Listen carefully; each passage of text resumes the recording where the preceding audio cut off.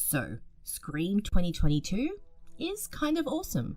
It manages to be a worthy sequel, while also setting up new characters and introducing a more modern tone to the franchise, all while showing respect to the original film and returning the movies to their meta roots. I could dive into all the reasons why this sequel, or requel as it were, works, but in order to really illustrate that, it's best to go back to the beginning and see how we ended up here. It goes without saying, but major spoilers for all 5 Scream films lie ahead. It can be easy to forget the impact that Scream had on the horror genre at the time of its release. 25 years later, and horror looks very different and is a genre which is alive and thriving. This was not the case in the 90s, which was an odd time for horror movies. There had been the critical success of more cerebral horror films such as Silence of the Lambs, as well as the odd hidden gems such as Candyman, but the slew of brainless slashes from the 80s had all but killed the genre. Kevin Williamson's script was actually meant to satirize this, with the meta-commentary being a direct reference to the stagnancy of horror films at the time. What's the point? They're all the same. Some stupid killer stalking some big-breasted girl who can't act, who's always running up the stairs when she should be going out the front door. It's insulting. Williamson's script was sharp and clever, weaving a genuinely intriguing and scary murder mystery into a meta-film about the state of the horror genre. Very loosely based on the 1990 murders of 4 college students in Gainesville, Florida, the script, originally titled Scary Movie, was purchased by Miramax in the spring of 1995, and horror director Wes Craven was brought in to helm the project. The marriage of Williamson's wry script with Craven's seamless and energetic direction proved to be horror movie magic, and the film that they produced ended up saving the very genre it was trying to put to bed. What was it about this film that struck horror audiences so deeply that it allowed the genre to revive itself, paving the way for a horror renaissance in the late 90s and early 2000s? Well, for starters, we had Roger L. Jackson, who brought genuine menace to the voice of Ghostface, instantly creating an iconic horror movie villain who has continued to plague the characters of the films across all 5 installments. Despite never actually being seen on screen, Jackson's performance cannot be overstated, as his presence fills the franchise, causing audiences to turn up time and time again to hear him ask that iconic question. What's your favorite scary movie? Then, rather than filling the film with the brainless caricatures and idiot teens which so frequently populated the slashes of the late 80s, Williamson's script introduced fresh, layered, and genuine characters, ones who the audiences could actually like, relate to, and root for. And that all started with Sidney Prescott, a final girl whose characterization could hold its own against established final girls such as Nancy Thompson and Laurie Strode. Played by a then relatively unknown Neve Campbell, Sidney was equally vulnerable and strong, with a take-no-bullshit attitude and a little bit of a chip on her shoulder. The movie gave her a solid yet tragic backstory, revealing that her mother had been brutally murdered a year before the movie starts, with the implication being that Sidney herself found the body. With this significant piece of information, the audience can see why the opening murders affect Sidney so much and are predisposed to sympathize with her. We see how strong she is to have been able to go on with her life after such a tragedy, but the after effects of her trauma are still present, and we see how her PTSD affects her romantic relationship. So you have a few intimacy issues as a result of your mother's untimely death. It's no big deal, Sid. Far from the disposable female characters, which had, unfortunately, become something of the norm in the genre, Sidney Prescott was a breath of fresh air. We see her ride the events of the film with grit, working through the grief over her mother's death along the way, and forcing herself to let go of her idealized version of her mother and face the truth and possible consequences of her own actions and blindness in accusing the wrong man. She completes her arc by facing down the killers with determination, calling them out on their petty motivations, and refusing to go down without a fight. And audiences fell in love with the young protagonist and everything that she embodied. Not only was the main character of the movie an engaging and nuanced character, she was surrounded by an amazing supporting cast of vibrant and interesting characters. From her overprotective best friend Tatum, played with sass, spunk, and attitude by a young Rose McGowan, to video store clerk and movie geek Randy, who provides most of the meta-commentary of the film. There's a formula to it, a very simple formula. Everybody's a suspect. Even our killers, Sydney's psychotic boyfriend Billy and his best friend, the unhinged and wonderfully deranged Stu, are engaging and entertaining. Ghostface as a concept was incredibly scary, and, as stated, the voice acting of Roger Jackson cannot be overpraised. But of course, the two breakout characters aside from Sydney were Dewey Riley, older brother to Tatum and one of the biggest and most effective red herrings of the film, and Gale Weathers, the badass journalist who worked as an antagonist to Sydney but also managed to play an integral role in the story. Dewey was originally envisioned as a big-muscled, jock-looking type, but the characterization brought to him by the soft and geeky-looking David Arquette turned the character into one of the most beloved in the franchise. Arquette's bumbling performance not only made Dewey a great red herring, but also created a believable bond between him and Sydney, with his big brother overprotectiveness coming across as endearing and heartwarming. Arquette's portrayal proved so popular that Dewey's original death was rewritten after test audiences reacted badly, opening up opportunities for growth and development as the films continued.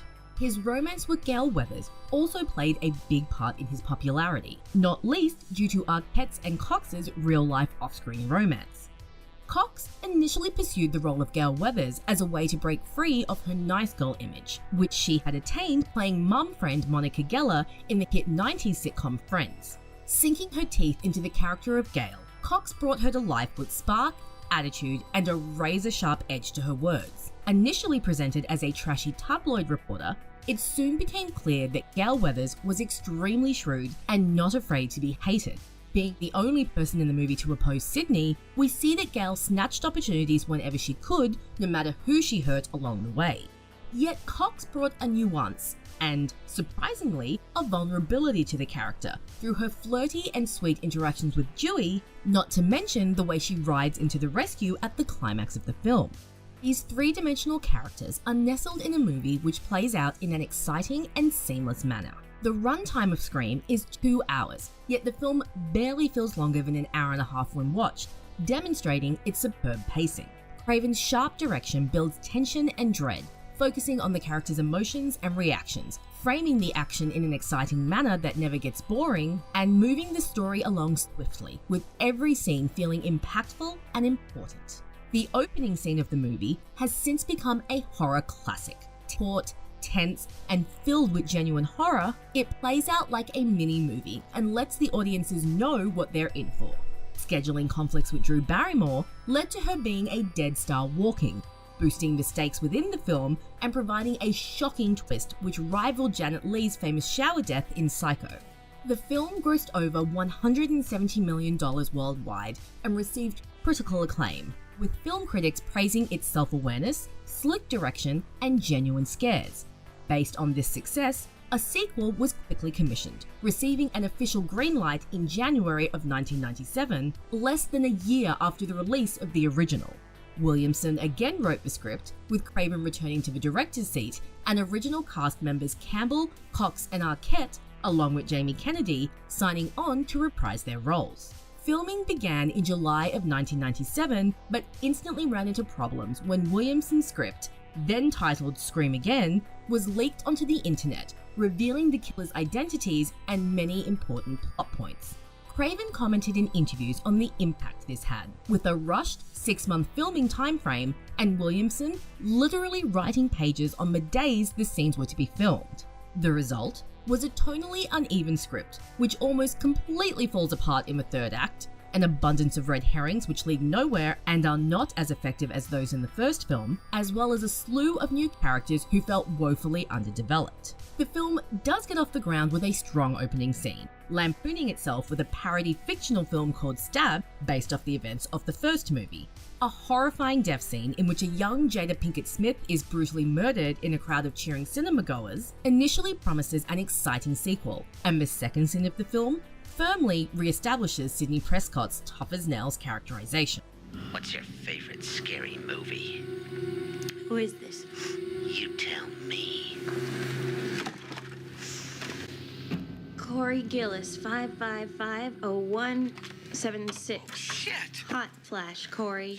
Prank calls are a criminal offense prosecuted under Penal Code 653M. Hope you enjoyed the movie. We are also quickly reintroduced to Randy, Dewey, and Gale, with all of their scenes firmly re-establishing their characterizations, dynamics, and relationships with Sydney. Williamson's script shines best when utilizing and exploring these characters further, showing the fallout from the previous film's events, and showing us where they are on their journeys and how the trauma they underwent has affected them. Dewey, Gale, and particularly Sydney all receive strong characterization in the film, and the actors are still in top form, seamlessly slipping back into their respective roles with ease. Unfortunately, the new characters of the film are not all granted the same care. This could have been down to the script leak with rewrites forcing new characterization and various red herrings, but part of it may have just been the rushed nature of the film and the lack of care and attention to detail that was so prevalent in the original film.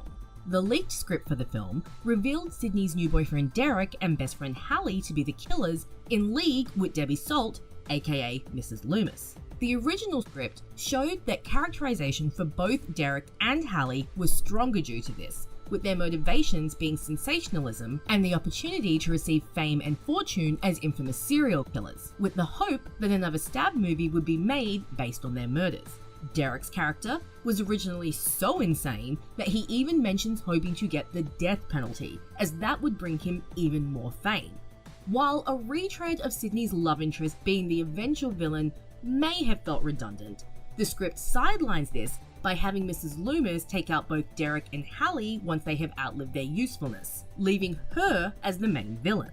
However, the rewrites, in which Derek and Hallie simply become red herrings and eventual victims, render their characters lackluster, especially when compared to their charismatic predecessors. Derek, in particular, fares badly, as he ends up serving no purpose except to revolve around Sydney, and Jerry O'Connell's wooden performance does not help matters, while Hallie is a shallow and somewhat vapid character who can barely hold a flame to the fiery Tatum, and certainly does not have enough chemistry with Sydney for the audience to buy that they are such close friends. Our eventual killers, Mrs. Loomis and film geek Mickey, are an interesting duo, but lack the chemistry of Billy and Stu, and their final showdown with Sydney feels underwhelming, especially when compared to the original script, which ended with Cotton Weary taking out Mrs. Loomis and then getting into a vicious knife fight with Sydney, ending with the two either passing out from their injuries or dying, depending on how one interprets the script. While Mrs. Loomis, aka Debbie Salt, is actually a fantastic character in her own right, played by a wonderfully unhinged Laurie Metcalf, and with obvious shout-outs to horror legend Mrs. Voorhees, she pales when linked to Mickey. Mickey was a good boy, but my God, that whole blame the movies motive. Did you buy that for 1 second? Mickey is a fun enough character, but he feels a little like Randy 2.0. A misstep, considering Randy himself is in the film, and therefore weakens Mickey's characterization. There is also not enough time and energy spent making Mickey into a believable villain. A good example of this being that his character disappears shortly into the second act of the film and doesn't reappear until the climax, making his appearance feel completely random. While frequent rewrites meant that Williamson's script may not have been as sharp and scary as his original, Craven's direction was still slick and effective. As mentioned, the opening scene is a particular highlight, full of Craven's usual tension and fear, and there are many scenes within the film that are effectively scary and suspenseful, with particular highlights being Sydney's play rehearsals in which she sees Ghostface in a sea of masks, and the death of sorority sister Cece, played by Buffy alum Sarah Michelle Gellar. The pacing of the film feels similar to the first, and Craven's direction helps to sew up most of the missing seams in Williamson's script. The film goes for the same meta angle that was so successful in the first movie, but the references feel more oblique and less self-aware. The classroom discussion about sequels can feel almost too on the nose. Oh, please. By definition alone, they're inferior film. And Randy's rules of a sequel are all but ignored, which, granted, could be seen as a clever subversion, but given the on-the-fly writing, could also be giving the film a little too much credit. Despite these issues, Scream 2 was still a commercial and critical success, and some sections of the fans still, to this day, argue that it's the best of the sequels, with some even going as far as to say it's better than the original itself. Mrs. Loomis was a well-received villain, and audiences responded well to the continuing strong characterization of the three leads. However, The film did receive widespread criticism for killing off main character and beloved film geek Randy, with many critics and fans left devastated by the character's gruesome demise. A demise that the fandom still has not fully recovered from or stopped demanding be retconned. Along with its sequel, Scream re-sparked the horror genre and produced a slew of teen slashers in the late 90s and early 2000s, giving the genre a breath of new life. Commercially successful films such as I Know What You Did Last Summer, Halloween H2O, The Faculty, and Urban Legend started to spring up in the following years, creating a new generation of horror fans who clamoured for more. Given this wave of successful slashers, it was only a matter of time before the Scream franchise would raise its head again, and in 1999, Williamson was approached to write the third film of the franchise. After the success of Scream, Williamson's workload had increased, as he penned the aforementioned I Know What You Did Last Summer, directed the black comedy horror Teaching Mrs. Tingle, and created the hit teen drama Dawson's Creek. Too busy to write a full script for Miramax, Williamson submitted a rough 30-page outline for the third installment of the Scream franchise, loosely based around the idea of Ghostface returning to the town of Woodsboro. Producer and scriptwriter Ehren Kruger, who would later garner acclaim for his script for The Ring, was brought in to develop the script based on Williamson's outline. Kruger prepared for this by reading Williamson's scripts for Scream and Scream 2, but admitted that not being on the project from the beginning made it hard for him to create consistent characterization. Craven actually ended up stepping in to help Kruger rewrite many scenes, and the script itself underwent many changes. An early idea floated involved a Woodsboro High fan club for the fictional Stab films, who would eventually all be revealed to be involved in the killings. According to a 2010 interview with Matthew Lillard, there was also a possible plan to have Stu Macher return as a villain. The storyline, which eventually made its way to filming, relocated the setting to Hollywood and the fictional filming of Stab 3. Craven rewrote large portions of Kruger's script in order to make the film fit more with its two predecessors, and similarly to the second film, scenes were written and rewritten on the days they were meant to be filmed, creating a chaotic and incohesive filming experience. Has there been another goddamn rewrite? How the fuck are we supposed to learn our lines when there's a new script every 15 minutes? In addition to these daily rewrites, scheduling conflicts prevented Neve Campbell from being available for more than 3 weeks, reducing Sydney's screen time and overall characterization. But perhaps one of the biggest impacts on Scream 3 and its overall tone and story was an event not even connected to the films at all. On April 20th, 1999, 2 teenagers walked into Columbine High School and shot to death 13 people, injuring a further 24 before turning their guns on themselves. The Columbine High School massacre sent shockwaves through the world and drastically changed the way violence in media was portrayed in the very early 2000s. Scream 3 ended up being one of the films affected by the tragedy, as the studios demanded less violence, less blood, and no teen victims. As such, the end result is a much lighter, more satirical, and much less scary movie than the 2 which came before. Scream 3 was not met with the same critical and commercial success as its predecessors. In fact, it was met with very mixed reviews, with most critics criticizing the more satirical tone, flat characters, and lack of scares. Not to mention the perceived retcon that Billy and Stu were manipulated into committing murder by this film's Ghostface, Roman Bridger, who turns out to be Sydney's half-brother. There were a few positive reviews, but overall, the third film continues to be one of the most disparaged of the franchise. On the one hand, there are some genuine criticisms to be made. Sydney's lack of screen time, the almost caricature-like new characters, most of whom get very little development, and, due to the lack of gore and violence in the film, it is much lighter on scares than the first 2. It also has one of the weakest opening scenes of all the films, and a weirdly unrealistic voice device which allows Ghostface to mimic any character's real voice. On the other hand, Scream 3 often gets more hate than is warranted, and, as with all the films in this franchise, there are fans out there who do genuinely love this installment. While Sydney's scenes are sparse, when she is on screen, her presence is as magnetic as ever.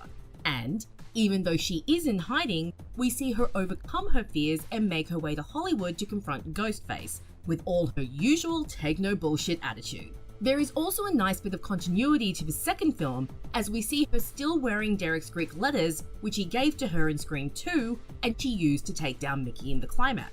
Sydney's diminished role in the film also gives Gale Weathers the opportunity to take centre stage, and Courtney Cox once again plays the character with spark, sass, and wit.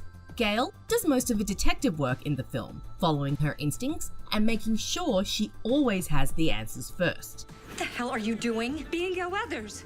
What the hell are you doing? I am Gale Weathers. Her relationship with Dewey continues to evolve, with her arc in the movie feeling complete and satisfying. While this film's Ghostface was met with mixed reactions, his motivation and familiar relationship to Sydney was, at the very least, intriguing, and played right into the movie rules of a trilogy as laid down in a cheeky posthumous cameo from Randy. If you find yourself dealing with an unexpected backstory and a preponderance of exposition, then the sequel rules do not apply, because you are not dealing with a sequel. You are dealing with the concluding chapter of a trilogy. There is also a possibly accidental commentary on the inner workings of Hollywood and the way in which women in the industry are abused and sexually assaulted. This is a particularly ironic story thread, given that the film was produced by the Weinsteins, but the commentary on Hollywood does feel ahead of its time. And while the film is neither subtle nor gentle with the subject matter, it does, at least, bring it into the light. The lukewarm reaction to Scream 3, not to mention its low box office takings, seemed to put the franchise to bed, especially since the third film did appear to tie up all loose ends and leaves the characters with a hopeful and happy ending. But in June 2008, the Weinstein Company announced that another sequel was in the works. In 2009, Campbell, Cox, and Arquette all signed up to reprise their roles, and by March 2010, it was confirmed that Craven would once again return to direct. Kevin Williamson also returned to write the script, this time revolving around a new group of teenagers living in Woodsboro and set 10 years after the events of the third film.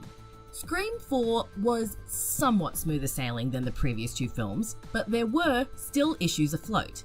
There were two major last-minute casting changes. Lauren Graham dropped out of the movie mere weeks before filming began, apparently due to script changes, and Marley Shelton replaced Lake Bell as Deputy Judy Hicks 4 days before she was due to start shooting. Williamson also had frequent clashes with the Weinsteins over the script, and eventually, the Weinsteins brought back Erin Kruger to do rewrites. Craven later stated that the majority of what was shot was based on the main ideas, story, and concept in Williamson's script, with only very minor rewrites being used. Fans were excited for the new installment, which seemed to be promising a step up from the third film, but when the film finally opened in May of 2011, it was met with very mixed reviews, possibly even more so than the previous film, with the main criticisms being a formulaic story, lack of scares, and the franchise starting to show its age. Williamson's script brought the new characters face to face with the legacy characters, and everyone seemed to share decent chemistry, producing some very fun scenes between the old generation and the new. Does that mean that I'm not going to live as long as these two? No. Maybe. Of course not. However, there seemed to be a push and pull between the two groups, as if Williamson's script couldn't quite find the right balance. The result is a movie that feels like it's split into two stories, one following the younger characters and one following the legacies, with neither group being able to truly develop strong characterization or arcs. The biggest example of this is Sydney herself, who, far from being her usual kick-ass self, feels like a pale shadow, flitting in and out of scenes with no real purpose. The younger characters are all meant to be XPs of characters from the original film. Sydney's younger cousin Jill is our new final girl, and Sydney's counterpart, her best friend Kirby, easily the best developed and most charismatic character of the new cast, is Tatum 2.0, while film geeks Robbie and Charlie are Randy stand-ins. We even have a menacing boyfriend meant to emulate Billy Loomis, but as with many of these characters, he ends up being very one-dimensional and flat. Jill and Charlie's eventual reveals as Ghostface do elevate their characterization somewhat, but also makes them the first Ghostfaces in the franchise to make the audience question the probability of their murders, based on an aspect which was never brought up in previous films, that of their physicality and strength. previous movies had believably strong figures behind the mask. Both Billy and Stu were well-built young men, and while Mrs. Loomis was quite petite, Mickey was quite the bruiser, and it's easily surmised that he took care of most of the heavy work. Roman was also physically large, and it wasn't hard to imagine him committing the murders seen on screen. But both Charlie and particularly Jill were very slight in build, and the sheer brutality of some of the kills left audiences questioning if such petite teens could really have pulled off such vicious violence. That being said, Jill Roberts was easily the most deranged and possibly the most sadistic Ghostface to date. Jealous of the fame her cousin had received due to her continued survivor status, Jill heartlessly murders her friends, Ghostface partner, and even her own mother in her pursuit to becoming the new Sydney. What world are you living in? I don't need friends. I need fans. Don't you get it? This has never been about killing you. It's about becoming you. Jill is also the Ghostface who comes closest to killing Sydney, making her a credible threat and emphasizing how dangerous she is. Williamson's script may feel uneven at times, but it does manage to shine when it comes to the meta-commentary, especially with regards to the state of horror at the time. The film pokes fun at the stagnancy of the genre and the lack of originality that had seeped into the horror genre at the time, brilliantly lampooning the glut of remakes that had sprung up over the decade. The opening scene is one of the best in the franchise, with a clever double fake-out and a nice setup to the state of the Stab franchise and what it has devolved into, another slight commentary on the state of the horror genre at the time. But the film still had many detractors, and it was, and remains, the least commercially successful film in the franchise, with a worldwide grossing of only $97 million against its budget of $40. While it was intended as a soft reboot, the underperformance of the film seemingly killed the franchise, and no further sequels came to fruition. In 2012, it was announced that MTV was planning a television series based on the movies. By 2014, the project had been cast and filming was set, and the series was released in 2015. It became immediately clear that the series was an in-name-only adaptation, with the sole similarities outside of the title being the concept of a masked killer stalking teen victims. The series received a mixed reaction, not least due to its lack of relation to the film franchise, but it was popular enough to receive an additional 2 seasons, wrapping up in 2019. Meanwhile, with the downfall of the Weinsteins amidst allegations of sexual abuse and misconduct, and the extremely tragic passing of Wes Craven from brain cancer, it seems unlikely that another film in the franchise would be produced. However, in 2019, rumours began to circulate that Blumhouse Productions was interested in reviving the franchise. Even though these rumours proved false, in November of the same year, Spyglass Media Group acquired the rights to produce a new film, and in March of the following year, it was announced that Matt Bettinelli-Olpin and Tyler Gillette, also known as Radio Silence, were slated to direct, with former writer Kevin Williamson serving as executive producer. Radio Silence had previously directed the well-received horror comedy Ready or Not, and the fresh, frenetic energy of that film seemed well-suited to a Scream revival. By September 2020, original cast members Campbell, Cox, and Arquette were once again confirmed to be returning, as well as confirmation of a new cast of characters. The script, written by seasoned screenplay writer and producer James Vanderbilt, along with Radio Silence collaborator Guy Busick, was kept tightly under wraps, with numerous versions of the screenplay being produced, as well as additional scenes and footage being shot. After a clever, fun, and effective marketing campaign, and a number of trailers which heavily hinted at many ties to the original film, Scream 2022, or Scream 5 as I will be referring to it, was released in January of this year. And it was glorious. Scream 5 breathed life back into the franchise. While not without its flaws, it is easily the strongest film since the original, with a fresh cast of new characters, respect and care shown to the legacy characters, loads of meta references, plenty of humour, and a sadistic and brutal Ghostface who restores menace and genuine scares back to the franchise. Would you like to play a game, Tara? It is dedicated to the late Wes Craven and pays its respect to the director by naming a character after him. It is obvious that Radio Silence wanted to do due diligence to the franchise, and that they approached the film with care, love, and respect.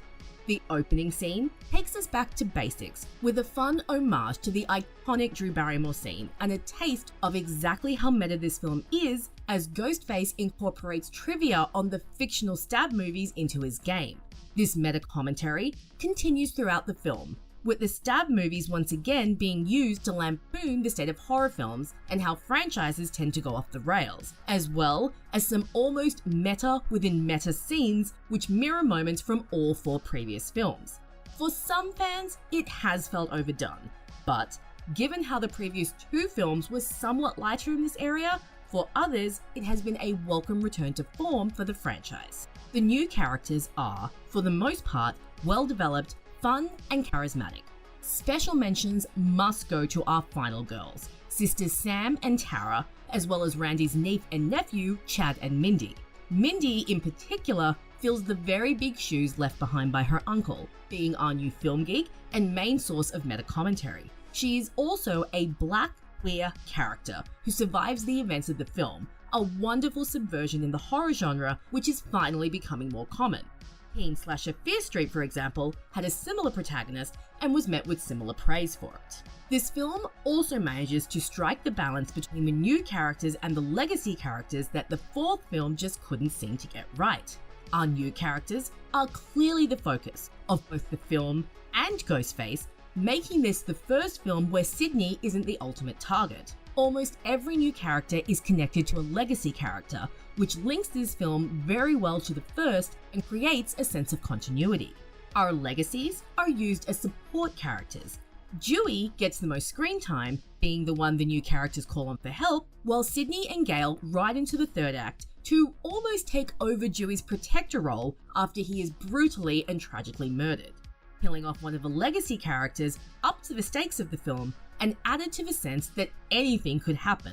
While used sparingly, Sydney's character is back to her usual strong and resilient self, with much stronger characterization and a better performance from Campbell than in the 4th film. Cox is given the chance to flex her dramatic acting muscles and adds a huge amount of vulnerability to Gale as she grieves Dewey's death.